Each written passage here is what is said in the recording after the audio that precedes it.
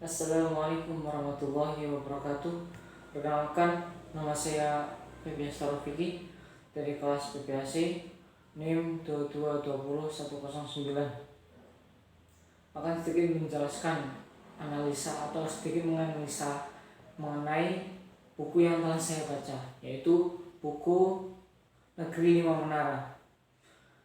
Buku Negeri Lima Menara merupakan karya sastra dari seorang penulis bernama Ahmad Fuadi yang diterbitkan oleh Gramedia Pustaka Umum Utama pada tahun 2010.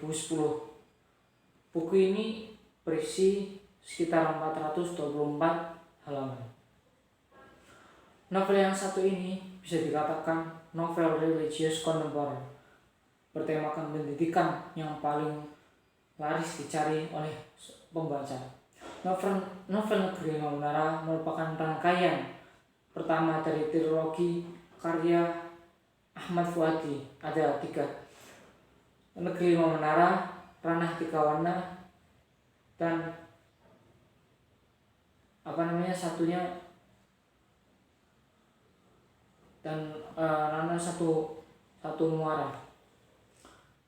Kemudian secara umum sang penulis mengisahkan tentang pengalaman hidup lima orang pemuda yang memiliki cita-cita di masa depannya,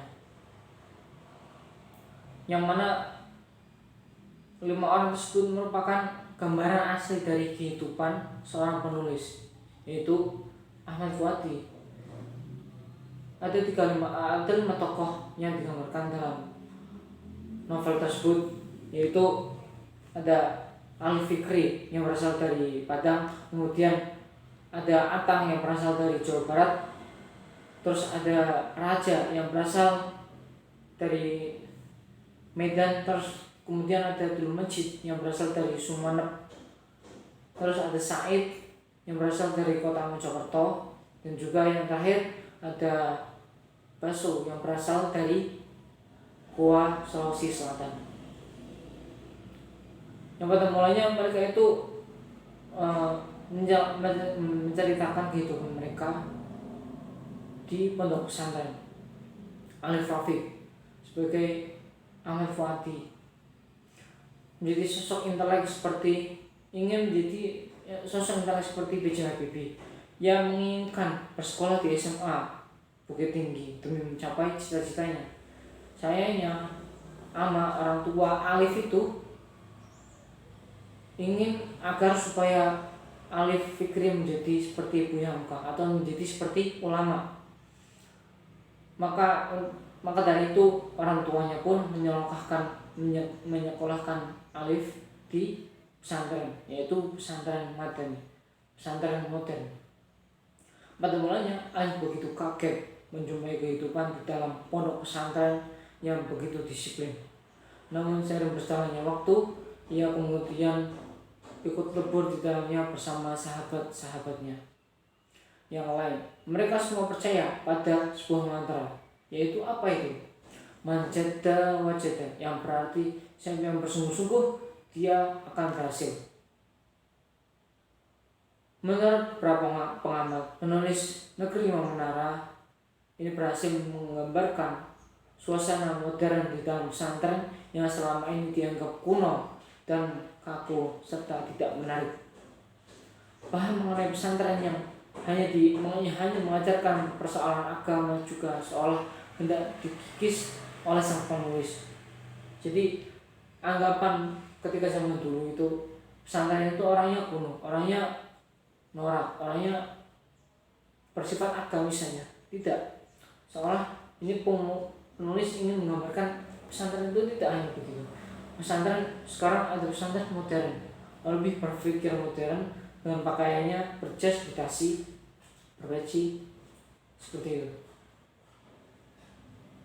Kemudian setelahnya adalah umur instruksi novel Negeri Lima Menara. Unsur instruksi novel Negeri Lima Menara. Ada beberapa unsur instruksi novel Negeri Lima Menara.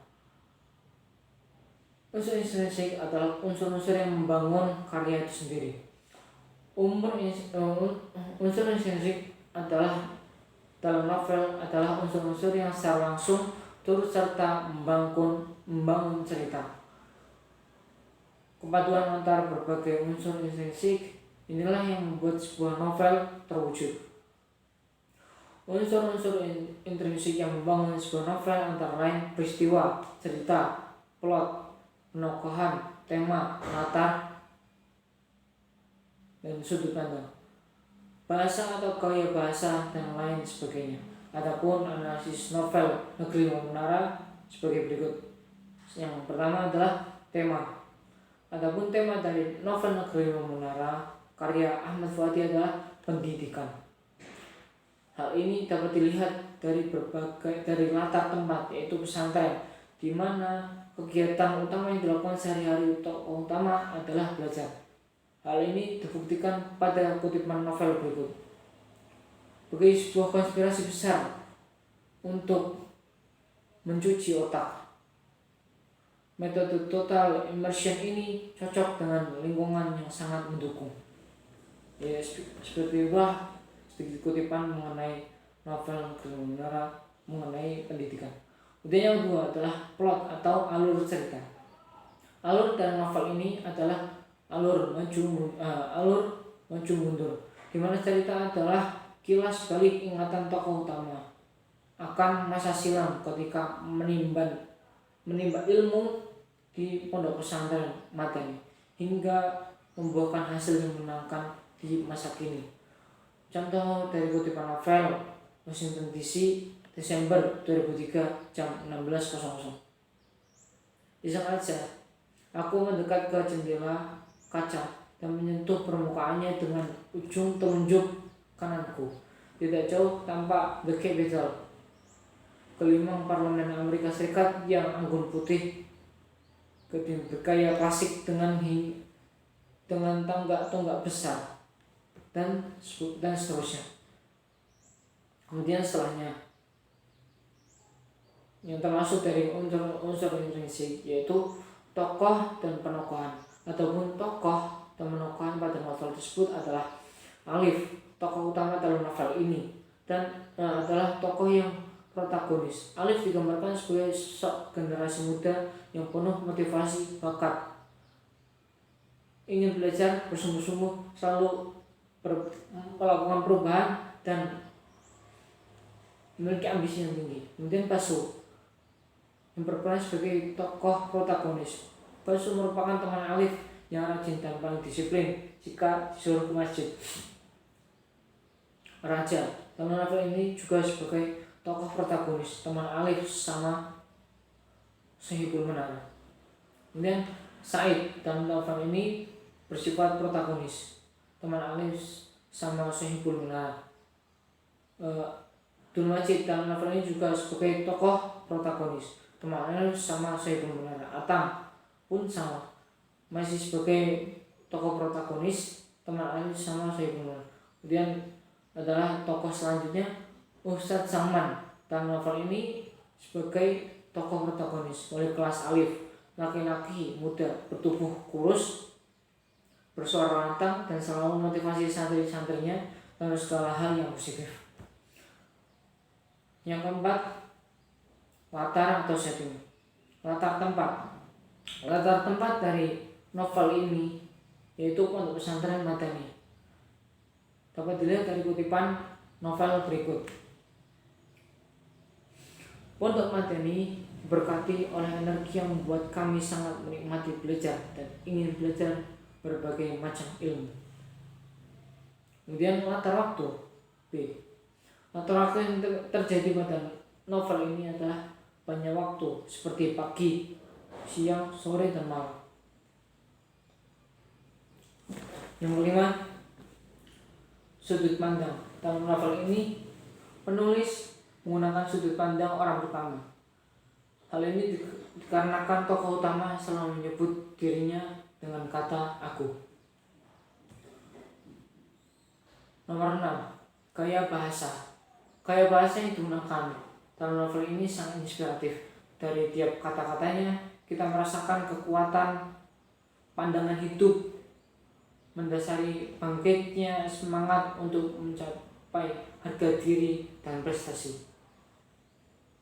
Itulah yang diungkapkan oleh seorang penulis dalam tulisannya, yaitu dalam karya Negeri Lima Menara ini. Seolah penulis ingin mengungkapkan gaya bahasa yang sangat membangun, sangat ekspresif, dan bisa memberikan motivasi.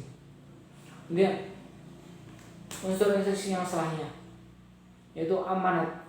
Adapun amanat dalam novel ini adalah sebuah perenungan yang diberikan penulis bagi pembaca untuk tidak mudah putus asa dalam hidup, untuk tidak mudah give up. Seorang penulis novel ini selalu menyatakan untuk never give up, untuk tidak boleh berputus asa, tidak boleh menyerah, tidak boleh posesif, tidak boleh pesimis, harus optimis dalam hidup dimanapun kita berada. Semoga selalu bermanfaat bagi diri kita sendiri maupun orang lain, lingkungan, masyarakat, bangsa, dan agama, serta selalu membuat perubahan positif pada diri melalui rencana dan impian hidup yang telah ditentukan. Seperti kutipan berikut ini: jangan pernah remehkan impian walau setinggi apapun. Tuhan sungguh maha mendengar, menjaga wajah. Siapa yang bersungguh-sungguh maka akan berhasil. Cukup sekian dari saya, kurang lebihnya mohon dimaafkan. Min wajatu min al-tawaf innahu min syaitan, min wajatu min isaf innahu min Allah azza wa jalla. Syukran, astaghfirukum, wassalamualaikum warahmatullahi wabarakatuh.